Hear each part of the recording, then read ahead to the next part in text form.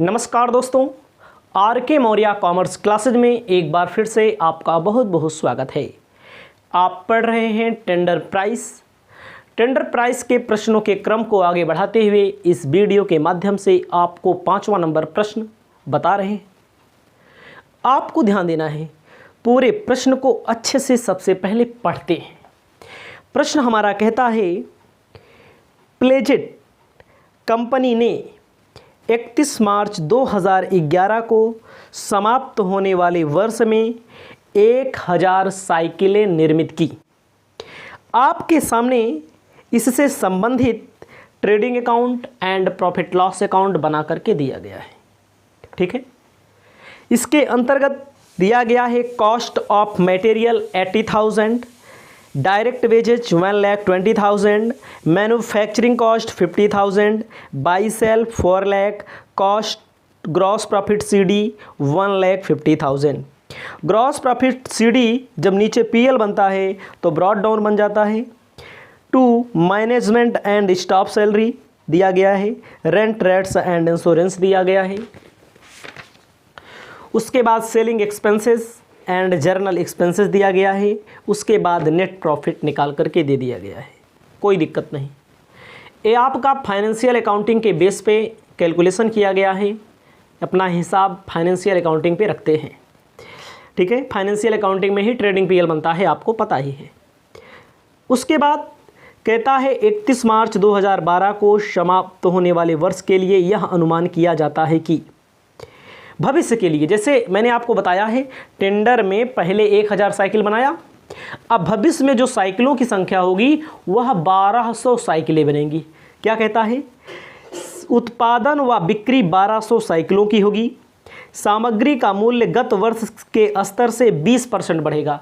पिछले साल जितना था उससे 20% अब की बार जब 1200 बनाएंगे तो बढ़ जाएगा। पारिश्रमिक मनी की वेजेज 5% बढ़ेगा। निर्माण व्यय सामग्री एवं पारिश्रमिक की संयुक्त लागत के अनुमान में बढ़ेगा, अनुपात में। जो मैन्युफैक्चरिंग एक्सपेंसेस हैं सामग्री व पारिश्रमिक के संयुक्त अनुपात में बढ़ेगा। बिक्री व्यय प्रति इकाई अपरिवर्तित होगा। अन्य व्यय उत्पादन बढ़ने से अप्रभावित होंगे, मतलब बिक्री व्यय में कोई परिवर्तन नहीं है। उसके बाद कहता है अन्य व्यय उत्पादन बढ़ने से अप्रभावित होंगे। आप वह मूल्य दिखाते हुए जिस मूल्य पर साइकिल बेची जा सके, विक्रय मूल्य पर 10% लाभ हो, निदेशक बोर्ड के लिए एक विवरण प्रस्तुत कीजिए। कोई दिक्कत नहीं है, आपको ध्यान देना है। मैं जो बता रहा हूँ आप हमारी बातों को अपने दिमाग में सेट करते चलिए। जो मैं बताऊँगा, जो क्वेश्चन मैंने आपको बता दिया है, जो ट्रेडिंग पीएल आपके सामने दिख रहा है, सबसे पहले 1000 इकाइयों से संबंधित सूचना दी गई है। 1000 इकाइयों से संबंधित सूचना को हम प्रदर्शित करेंगे सबसे पहले, उसके बाद 1200 देखते हैं। कहता है, आप पढ़े हैं, क्या पढ़े हैं, स्टेटमेंट ऑफ कॉस्ट ऐसे बनाते हैं, या कॉस्ट शीट बना देते हैं। जब कॉस्ट शीट बनाते हैं तो ऐसे बनता है कॉस्ट शीट। आप कॉस्ट शीट बना लेंगे अपनी कॉपी में। हम क्वेश्चन को सॉल्व करते हैं। ठीक है, क्वेश्चन नंबर कैसा है, क्वेश्चन नंबर हम आपको 5वां बता रहे हैं। कॉस्ट शीट इसे कह सकते हैं आप, इसमें statement of cost, statement of cost क्यों कहेंगे, मैंने आपको बताया होगा जब आप यूनिट फर्स्ट पढ़े होंगे। पर यूनिट जब निकालना हो तो आपको बगल में यूनिट का कॉलम बना देना है। यहां पर आपको लिखना है आउटपुट 1000 यूनिट, मतलब 1000 साइकिल। चाहे यूनिट लिखिए चाहे साइकिल लिखिए, ठीक, कोई बात नहीं है। तो इसमें क्या कहता है आगे हम आपको बता रहे हैं। कहता है सबसे पहले कॉस्ट ऑफ मटेरियल दिया है। हमें क्या चाहिए स्टेटमेंट ऑफ कॉस्ट बनाने के लिए? सबसे पहले प्राइम कॉस्ट चाहिए। फाइनेंशियल अकाउंटिंग के बेस पे क्वेश्चन सॉल्व किया है, प्राइम कॉस्ट चाहिए। तो सबसे पहले आप क्या लिखेंगे? मटेरियल। आपके प्रश्न के सामने देखो सबसे ऊपर लिखा गया है 80,000 रुपये का। प्राइम कॉस्ट पहले मालूम करना है। प्राइम कॉस्ट के अंतर्गत डायरेक्ट वेजेज भी आता है। डायरेक्ट वेजेज 1,20,000, इन दोनों को जोड़ देंगे कितना हो जाएगा? 2 लाख। ध्यान दीजिएगा, आपको पता ही है सबसे पहले प्राइम कॉस्ट निकाला जाता है। प्राइम कॉस्ट के लिए क्या लिखते हैं? मटेरियल जोड़ दो, डायरेक्ट एक्सपेंसेस जोड़ दो और डायरेक्ट वेजेज जोड़ दो। डायरेक्ट एक्सपेंसेस प्रश्न में दिया नहीं गया है, तो ये आपका निकल के आ गया क्या? प्राइम कॉस्ट निकल के आ गया। प्राइम कॉस्ट निकालने के बाद आपको पता ही है क्या लिखा जाता है? फैक्ट्री का खर्चा, फैक्ट्री ओवरहेड। आपके सामने ही ट्रेडिंग अकाउंट में दिया है क्या? Manufacturing cost. मैन्युफैक्चरिंग कॉस्ट 50,000 दिया गया है।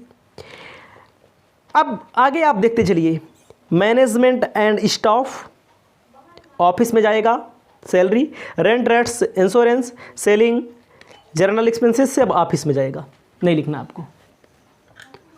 जोड़ देना है 2,50,000, आपका आ जाएगा वर्क कॉस्ट। वर्क कॉस्ट के बाद आप क्या लिखेंगे भाई? ऑफिस से संबंधित खर्चा लिखा जाता है। ऑफिस मैनेजमेंट, ऑफिस मैनेजमेंट बोल रहा है, ऑफिस से संबंधित खर्चा। जैसे बोल रहा है कि ये है हमारा फैक्ट्री से संबंधित खर्चा, मैनेजमेंट,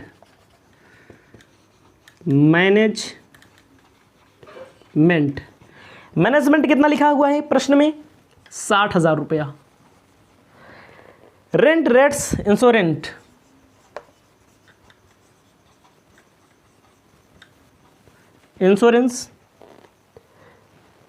रेंट, रेट्स, इंश्योरेंस 10,000 रुपया। उसके बाद सेलिंग एक्सपेंसेस यहाँ नहीं लिखा जाएगा। जर्नल एक्सपेंसेस लिखा जाता है। जर्नल एक्सपेंसेस देखो नीचे दिया है 10,000, जर्नल है 20,000, 20,000। ध्यान दीजिए, ये सब आप यूनिट में अच्छी तरह से पढ़ चुके हैं। मैं आपको एकदम गहन तरीके से बताता हूँ। प्राइम कॉस्ट आ गया, वर्क कॉस्ट आ गया, ऑफिस का खर्चा जोड़ देंगे। ऑफिस में 3 खर्चे आ रहे हैं, जोड़ दो। 3,10,000, 3,40,000, इसे कहते हैं कॉस्ट ऑफ प्रोडक्शन। 3,40,000 रुपया आपका कॉस्ट ऑफ प्रोडक्शन आ गया।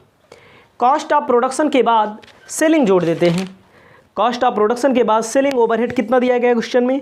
आप देख सकते हैं सेलिंग के लिए 30,000।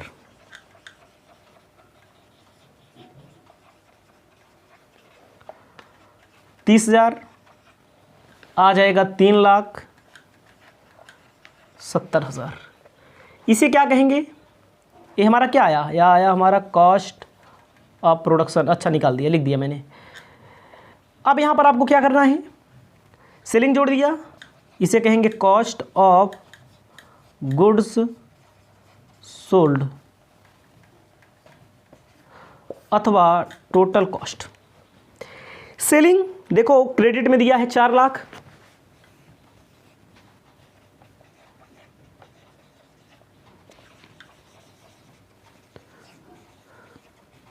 Selling price 4 lakh. इन दोनों का जो अंतर होगा, देखो भाई किसी सामान को बनाने में 3,70,000 लग रहा है, 4 लाख का बेचा जा रहा है, 30,000 आपका प्रॉफिट होगा। आपका पहला टॉपिक सॉल्व हो चुका है। जब आपका पहला टॉपिक सॉल्व हो चुका है तो आपको किसी भी प्रकार की कोई परेशानी नहीं होनी चाहिए। इसे आप अपने कॉपी में लिख लीजिए, यहीं पर थोड़ी देर के लिए हम वीडियो को रोकते हैं ताकि आप इसे लिख लें, हम सफाई से आगे बता सकें आपको।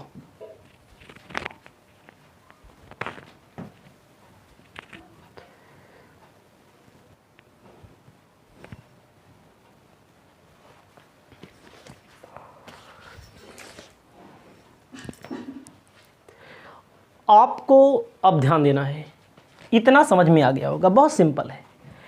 भविष्य के लिए क्या बोल रहा है? टेंडर। आपको सबसे ऊपर लिखना पड़ेगा calculation of tender price. Tender का मतलब क्या होता है? टेंडर का मतलब निविदा मूल्य की गणना करना होता है। आपको ध्यान देना है, आउटपुट जो अब होगा, आउटपुट चाहे 1200 यूनिट लिखो चाहे 1200 साइकिल लिखो, बात वही होगी। ठीक है, साइकिल लिखो, यहां भी साइकिल लिख दो। इसके लिए कैलकुलेट करने की आवश्यकता है, कैलकुलेटर का प्रयोग करना पड़ता है। हम कैलकुलेटर के स्थान पे अपने मोबाइल फ़ोन का प्रयोग करते हैं, आपको पता ही है। ठीक है, कोई बात नहीं है, करते हैं। आप देखते चलिए। आपको सबसे पहले किताब में ध्यान देना है, क्वेश्चन में ध्यान देना है। क्वेश्चन में जो बोला है, क्या बोला है कि उत्पादन व बिक्री 1200 इकाइयों की होगी, सामग्री का मूल्य 20% बढ़ जाएगा, पारिश्रमिक 5% बढ़ेगा, निर्माण व्यय संयुक्त लागत के अनुपात में बढ़ेगा, बिक्री व्यय में कोई परिवर्तन नहीं होगा। ठीक है, कोई बात नहीं है। आप यहां चाहें तो पर यूनिट भी निकाल सकते हैं, कोई बात नहीं है, याद रखिए। सबसे पहले हम लिखेंगे मटेरियल। अब 1200 बनाना है, सबसे पहले हम लिखेंगे मटेरियल। हमारे मार्कर में खराबी होती चल रही है, कोई बात नहीं है।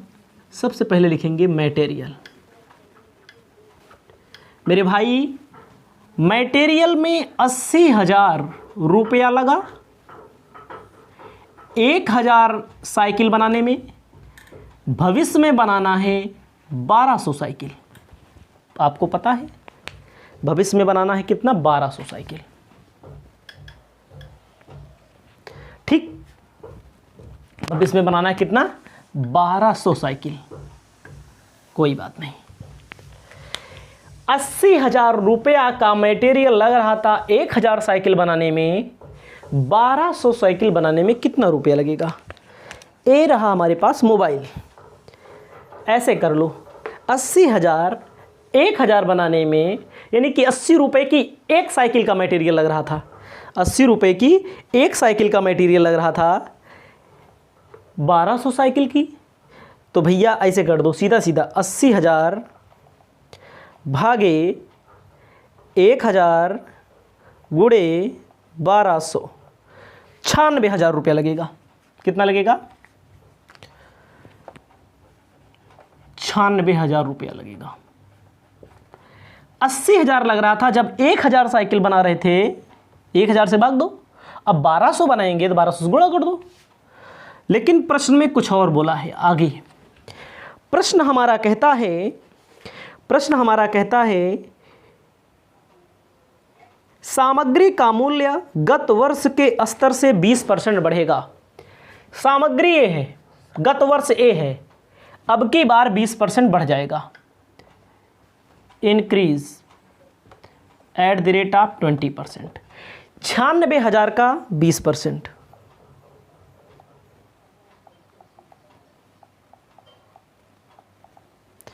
19,200 जोड़ लेंगे। 96,000 प्लस 19,200, 1,15,200। समझ में ना आए तो बताना आप, बहरहाल आपको दिक्कत नहीं होनी चाहिए। एक बार फिर समझ लो, 80,000 रुपया लग रहा था जब 1000 साइकिल बना रहे थे, अब साइकिल बनेगी 1200। 80,000 1000 से भाग दे देंगे, 1200 से गुणा कर देंगे तो 1200 साइकिल का दाम आ जाएगा, 25% बढ़ गया। अब आता है direct wages.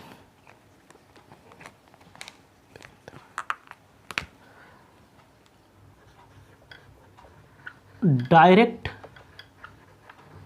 Wages direct wages में क्या करना है, आपको पता है डायरेक्ट वेजेज में 1,20,000 रुपया लिखा हुआ है।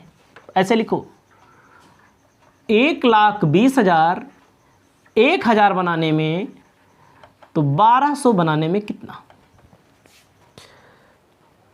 1,20,000 भागे 1,000, एक साइकिल का लगेगा 120 रुपया, एक साइकिल का कितना लगेगा 120 रुपया लगेगा वेजेज। लेकिन हमें चाहिए क्या 1,200 साइकिल, 120 गुणे 1,200, 1,44,000 जोड़ दो, प्राइम कॉस्ट आ जाएगा। क्या आ जाएगा प्राइम कॉस्ट, 1,44,000 प्लस 1,15,200, 2,59,200, 2,59,200 ये आपका प्राइम कॉस्ट आ चुका है। देखिए टाइम लगता है, टाइम आपको खर्च करना पड़ेगा, कुछ अर्न करना है। अब कह रहा है पारिश्रमिक 5%, सॉरी गलती हो चुकी है हमसे, गलती को सुधारने का पूरा प्रयत्न हमारा रहेगा। देखो फिर से बताते हैं, गलती कैसे हो गई, कह रहा है 5% क्या बढ़ रहा है पारिश्रमिक, पारिश्रमिक का मतलब वेजेज।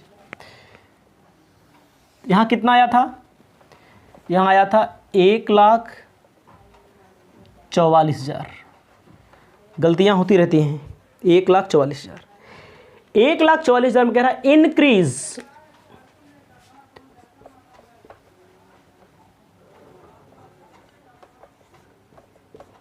5%, 1,44,000 का 5 भागे 100, 7,200, 7,200, 1,44,000 प्लस 7,200, 1,51,200, इसे बोलेंगे प्राइम कॉस्ट। अब जोड़ेंगे तो प्राइम कॉस्ट आएगा। भाई बढ़ाने के लिए कह रहा तो बढ़ा दो तब जोड़ो,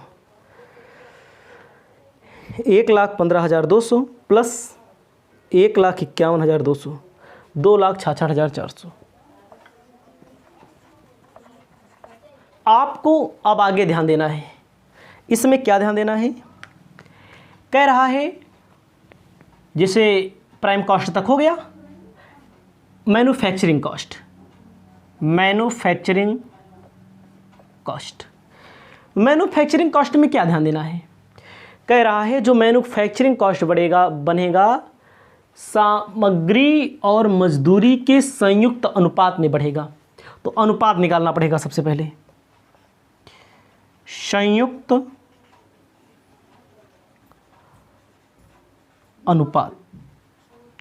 एक बार फिर से प्रश्न को हम पढ़ देते हैं, आपके सामने सब दिख रहा है। कौन सा टॉपिक है, 4 नंबर, निर्माण व्यय सामग्री व पारिश्रमिक के संयुक्त अनुपात में बढ़ेगा। तो ध्यान देना है, 50,000 ऊपर रखो, दोनों को जोड़ने के बाद कितना रहा है, दोनों को जोड़ने के बाद 2 लाख आ रहा है। प्राइम कॉस्ट संयुक्त का मतलब गुणे 100,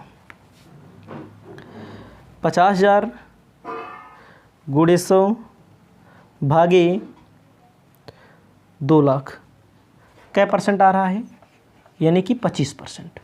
25% का मतलब होता है प्राइम कॉस्ट का, ध्यान दीजिएगा, संयुक्त अनुपात का मतलब इन दोनों को जोड़ दीजिए, कितना आया, ये नीचे रखना है आपको, और जितना मैन्युफैक्चरिंग हुआ है उसको ऊपर रखना है, 100 से गुणा कर देना है, 25%।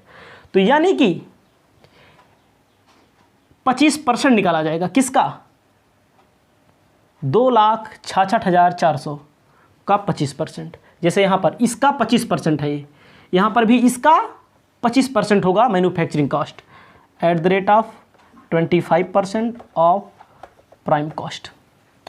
2,66,400 गुणे 25 भागे 100, 66,600, 66,600 प्लस 2,66,400, 3,00,000 33,000। ये क्या होगा? वर्क कॉस्ट होगा। आपको समझ में कम आया होगा संयुक्त अनुपात का मतलब? संयुक्त अनुपात का मतलब होता है क्या? इस 2 लाख का कै परसेंट है ये? इस 2 लाख का कै परसेंट है? 25 कै परसेंट? 25 से तो परसेंट होगा। तो इसी का, यही प्राइम कॉस्ट है, प्राइम कॉस्ट का 25% यहाँ है, तो प्राइम कॉस्ट का 25% यहाँ होगा। ठीक। उसके बाद आपको ध्यान देना, इसको लिख लें, संयुक्त अनुपात वाला। वर्क कॉस्ट निकालने के बाद आपको ध्यान देना है, क्या लिखा है? ऑफिस में management, rent, rates, insurance, journal expenses. प्रश्न में अन्य व्यय उत्पादन बढ़ने से अप्रभावित होंगे, ऑफिस के खर्चे वही होंगे। तो यहाँ लिखना है ऑफिस के संबंध में मैनेजमेंट 60,000 रुपया। अंदर लिख दीजिए आप rent, rates, rent and rates 10,000 रुपया। उसके बाद जर्नल एक्सपेंसेस 20,000 रुपया। कुल मिला के 90,000 रुपया। और जब 90,000 रुपया और जोड़ दिया जाएगा तो कितना आएगा? 3,33,000 वर्क कॉस्ट आया है। ये अन्य व्यय में आता है, अप्रभावित होंगे, इससे कोई प्रभाव नहीं पड़ने वाला है। 3,33,000 प्लस 70,000 प्लस 20,000, 4,23,000। इसे कहेंगे कॉस्ट ऑफ प्रोडक्शन। प्रश्न में बोला है सेलिंग व्यय अप्रभावित होंगे, सेलिंग व्यय पे कोई प्रभाव नहीं पड़ने वाला है। तो क्या लिखा जाएगा? सेलिंग एक्सपेंसेस, विक्रय व्यय 30,000, ऐसे लिखना है आपको। 1,000 प्रति इकाई अप्रभावित होगा। प्रति इकाई मतलब एक यूनिट में जितना लगता था उतना ही लगेगा, लेकिन एक यूनिट के संबंध में यहाँ पर 1200 यूनिट बनेगा। 12 यहीं 36,000 लगेगा। इसे कहेंगे टोटल कॉस्ट। 4,23,000 में प्लस कर देंगे 36,000, 4,59,000 प्लस करेंगे इसमें प्रॉफिट। कह रहा है सेलिंग पर 10% प्रश्न में प्रॉफिट, सेलिंग प्राइस पर बोला है। नियम ने आपको सूत्र क्या होता है? Total cost into percentage, 100 minus percentage. Total cost दिया है 4,59,000 गुणे 10 भागे 90, मतलब जो परसेंट दिया होगा 100 में से वही माइनस कर देंगे। 4,59,000 गुणे 10 भागे 90, 51,000 फ़ायदा आ रहा है।